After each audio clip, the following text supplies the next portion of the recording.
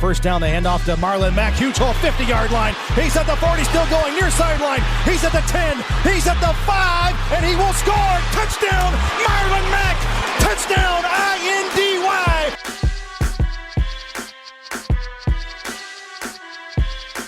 And again, it's picked up. It's Darius Leonard. Leonard with his second INT, and he's streaking down the near sideline. He's at the 40. He's at the 30. He's at the 20. He's going to go. A pick six for the Maniac. Horseshoe is back, baby.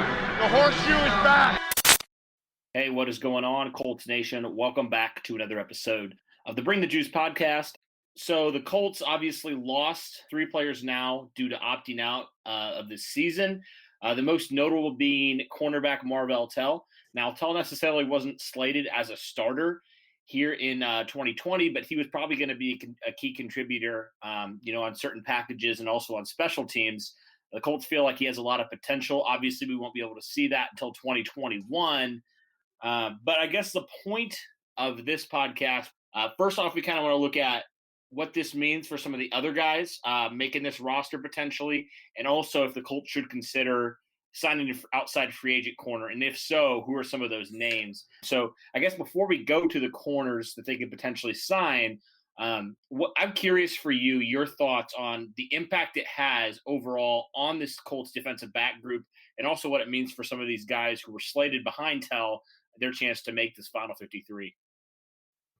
Yeah, I talked about that a little bit the other day, and this does a lot because, Marvell Tell was a guy that, played special teams, a guy that could be a key role piece in that cornerback group. So when you're talking about guys stepping up, that definitely leaves a lot of room.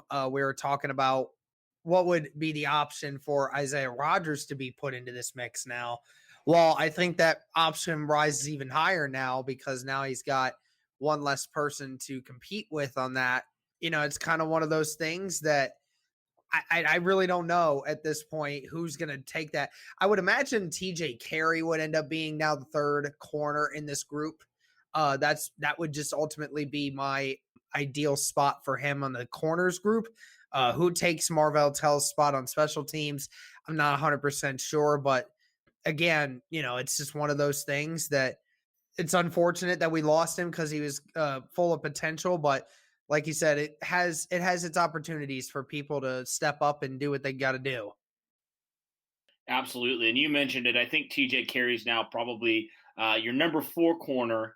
He was probably, honestly, I thought he was, and it makes this TJ Carey signing even look better now.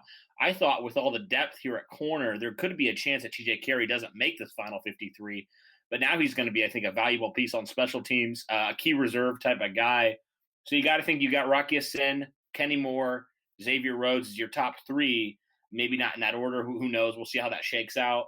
Now you throw in TJ Carey at 4, maybe Isaiah Rodgers at 5.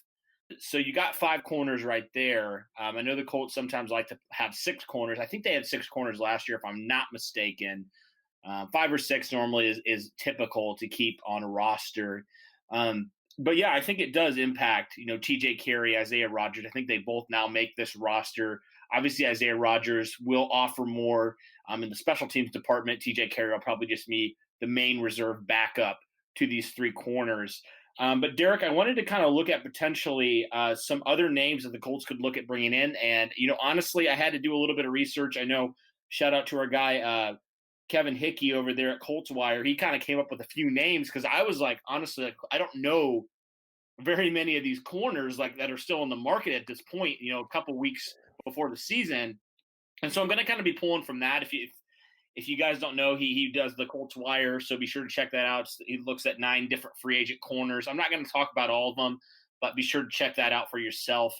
But I'm not really going to take his information much, just kind of talk about some of these guys and some of their names. So I think the biggest name that's been kind of tossed around Colts Nation is Logan Ryan, formerly with the Titans.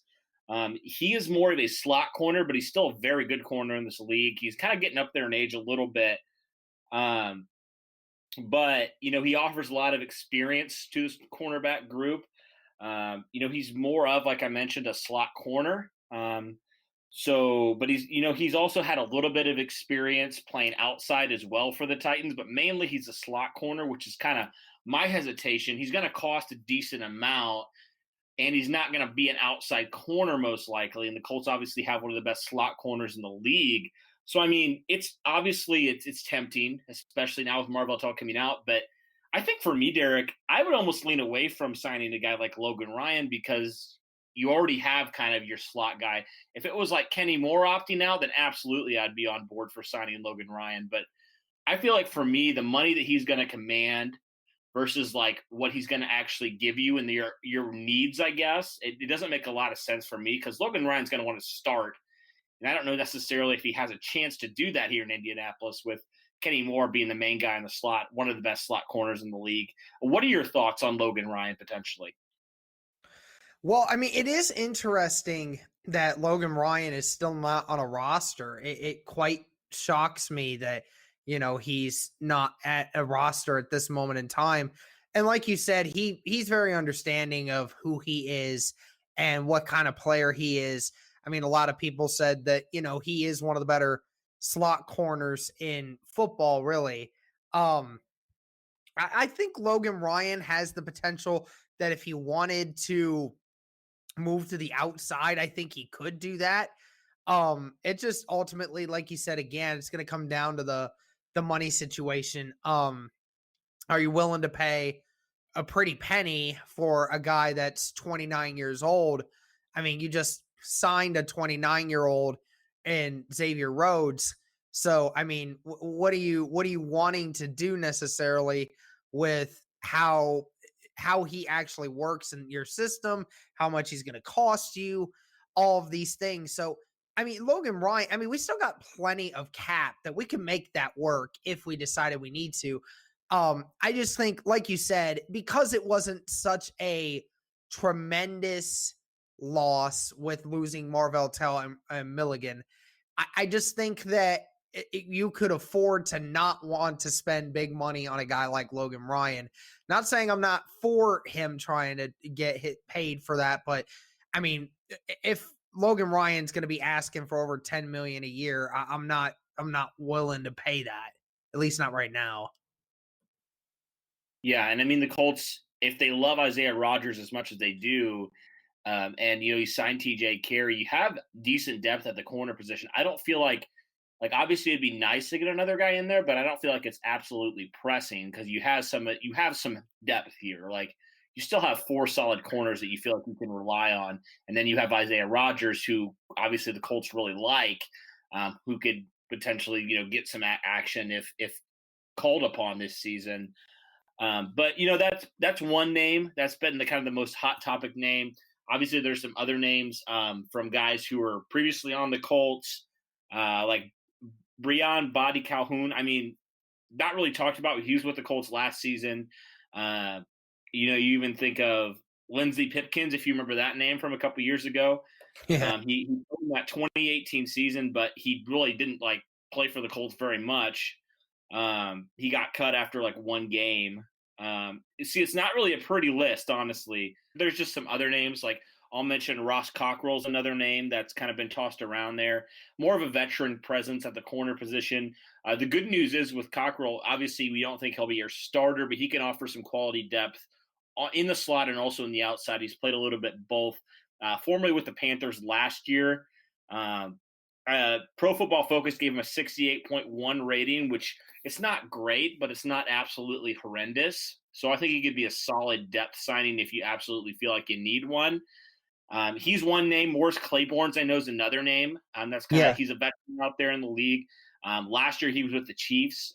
He didn't really play a lot with the Chiefs last year, but he was good. He was not great. He was solid when he was with the Chiefs and when he played with them. I know obviously the Colts emphasized having their corners coming up and tackling and helping in the run department. He can offer that. So he could be another option. I'm curious, Derek, before I look at any of these other guys, what are your thoughts first on Ross Cockrell and then also on Morris Claiborne?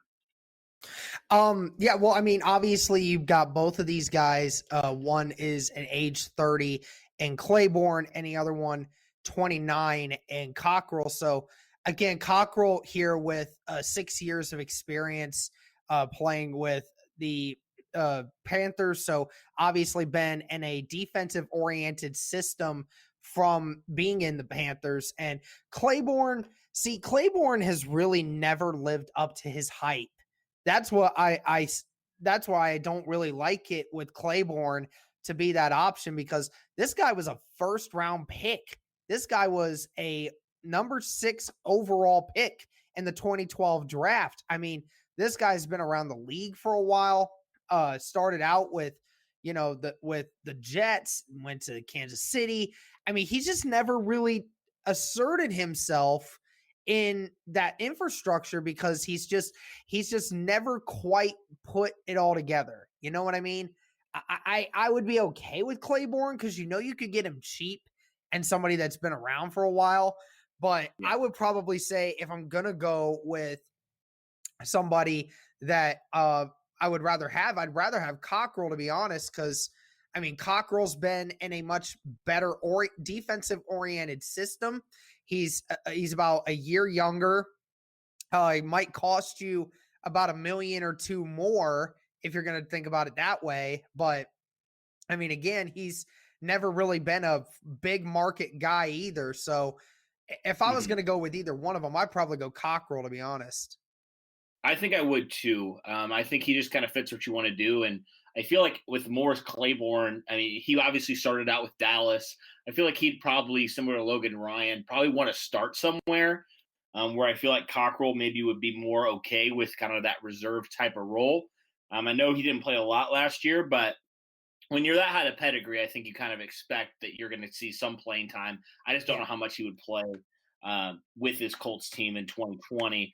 Drake Kirkpatrick is one name that's on the market. Former Bengals corner. And I'm curious, Derek, on your thoughts. Yeah, like you said, another guy that really hasn't lived up to the hype of what he was in college. He was a first-round guy, 17th overall in the 2012 draft. And again, one of those corners that was in the 2012 draft, same as Claiborne. I mean, he's been in the league for a while. He's never really been outstanding for anybody. I mean, he's been average when you talk about corner's sake. He's certainly, I mean, the only issue you have is that with you have to take into account part of the contract that you're having to pay him. I mean, his previous contract was a 5-year, $52.5 million contract that extends all the way into 2021. So somebody would have to pick up that last year of his contract plus the signing bonus, the dead contract signing bonus that he has right now, about $2.8 million. So it's another one of those guys that, I would be okay with getting Kirkpatrick, to be honest, if I knew he was going to be okay with being in that kind of reserve role.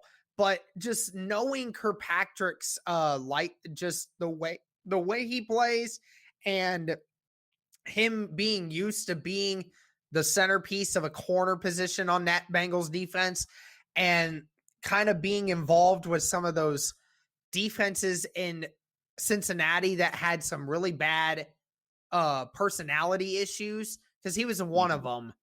I don't know if he quite fits the mold of what the Colts are trying to get out of him. Yeah, I don't think so either. I probably would not like that signing. I just don't think he fits, kind of what they're trying to build in personality and in integrity and all that stuff. I don't think he kind of fits that. I mean, he has talent, obviously, but I just don't think he fits kind of what the Colts do. I think if I had a choice out of any of these corners, I'd probably go with the guy that you decided on, Derek. I probably would go on Ross Cockrell because I feel like he's had no issues. He's a solid corner. He's not great. He's a veteran in this league, so he can provide more leadership in the back end. He's not going to obviously probably play much, but he can offer you a lot, just in special teams and spot duty if needed. Obviously, he's not going to be a part of your future plans at corner, but I feel like you can sign him for a 1-year deal. He won't break the bank. You can sign him for pretty cheap, I feel like.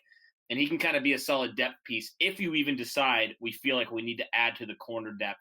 I mean, I would probably argue with Roland Milligan now, and Julian Blackmon obviously being on PUP potentially, I would argue safety is probably more of a need right now in terms of depth than corner is.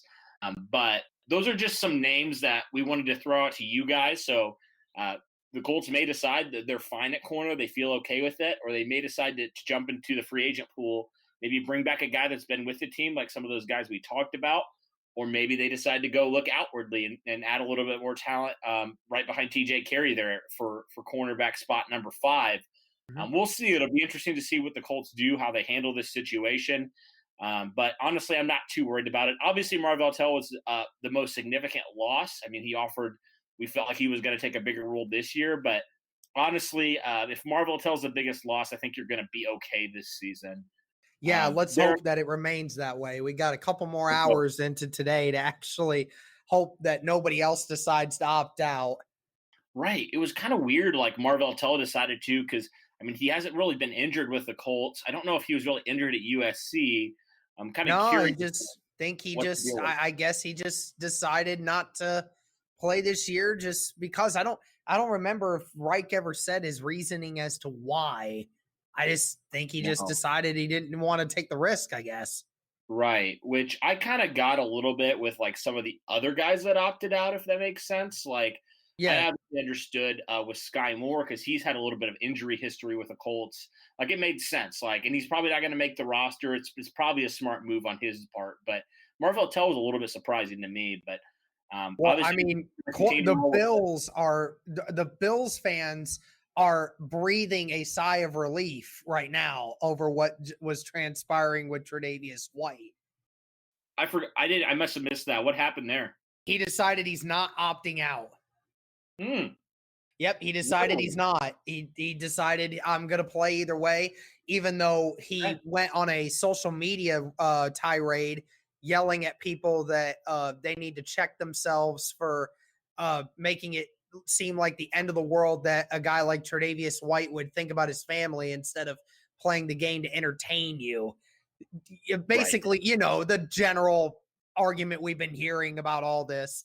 I mean, look, I'm not going to sit here. I'm going to say that it sucks that Marvell Tell is gone and that Sky Moore is gone and Roland Milligan is gone. Like, I don't want those guys to quit right now. I want them to stay on the roster. I want them to be there to help us win. But of course, at the end of the day, I mean, they have the right to walk away and, take their loan and make sure that they have money. And then, they can come back next year if everything starts to get back to a little bit more normalcy or things start to get into a little better direction, then they come back. And, I could imagine Roland Milligan and Marvell Tell will most likely still make the roster. Yeah, Marvell Tell for sure will. Roland Milligan, it'll be interesting to see what happens with him and his future with the Colts. But I've always had this perspective, Derek, and somebody posted something on social media. I think they were commenting on something. They said, far be it from me to get mad at a player for opting out of a season and opting out of a sport that I watch for entertainment. Like, I think, and that's kind of where I stood, even with Andrew Luck when he decided to hang it up.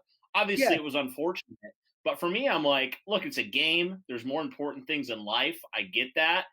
And, like, I'm never going to judge a guy who puts his body on the line for my entertainment willingly. If he decides he wants to take care of his body, I have no problem with that. I respect that decision. Ultimately, it sucks as a fan, but I get it.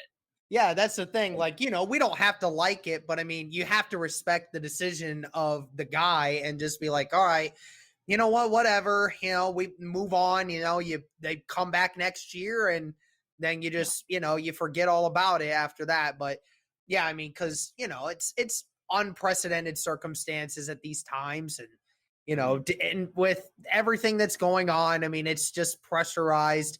I'm just one of those guys that, as long as they're not bad mouthing people, like for deciding to opt out or not, I'm talking about players' perspective, just as long as, if you're not doing that, then I don't really care. If you decide you want to opt out because you want to stay safe and, make sure your family's safe and whatever, I get it. I respect it. You have that personal decision if you want to. I mean, you're right. Who am I to judge for somebody to make a personal decision for them? I mean, I really don't get to.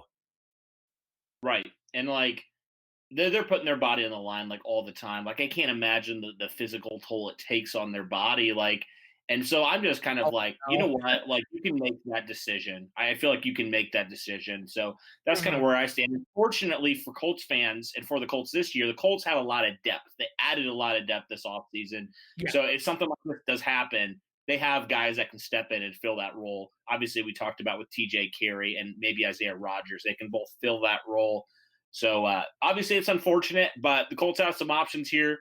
I'd like to hear your thoughts on potentially adding a free agent corner, and also if you think maybe the guys in house can step it up. So for Derek and myself, thank you guys for listening, and as always, go Colts.